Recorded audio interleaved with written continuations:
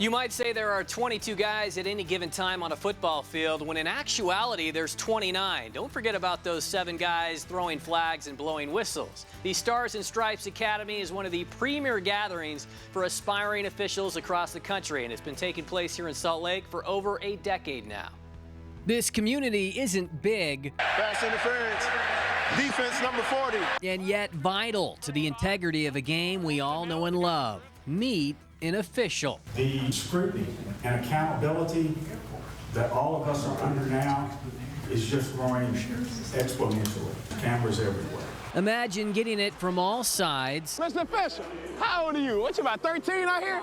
Come on, you got the baby face, man. Players, fans, broadcasters. It's got to be a hold. Are you kidding me? Silent when you're right and loud when you're not. Hey, he's not set. Oh, we're on that. You're not on it. You have so much focus, you don't hear the noise. You don't hear the drone. I've been blessed to be married 38 years, and I wish I had that focus in my marriage, because it just takes you to a new mindset where you block everything out and you take a snapshot of what you need to do for that 8 to 12 seconds and then regroup and do it again for 165 to 200 plays a game. Tom Quick was one of the presenters gathering here over the weekend. You've done BCS national title games. Been blessed to have a postseason assignment every year, a couple Rose Bowls, Orange Bowls, Sugar, Fiestas. Call it a star-studded lineup, including the NFL's own Vice President of Officiating, Walt Anderson. Can you pinpoint right away who has it and who doesn't? Whenever we see officials who, it's evident to us, have those qualities, have those mechanics, are already doing those things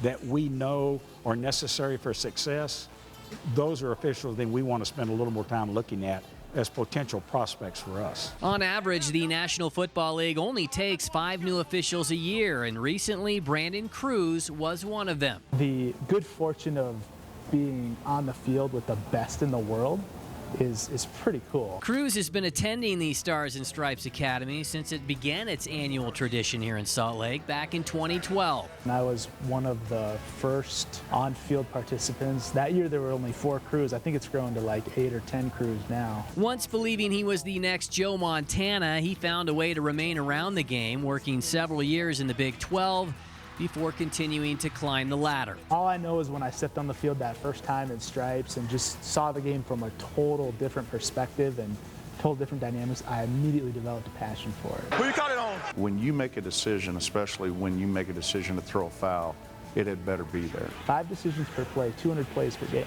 That's, for one official, 1,000 decisions in a game. And it could be way more. The majority of what we do is visual, being able to have visual recognitions and be able to see things a certain way.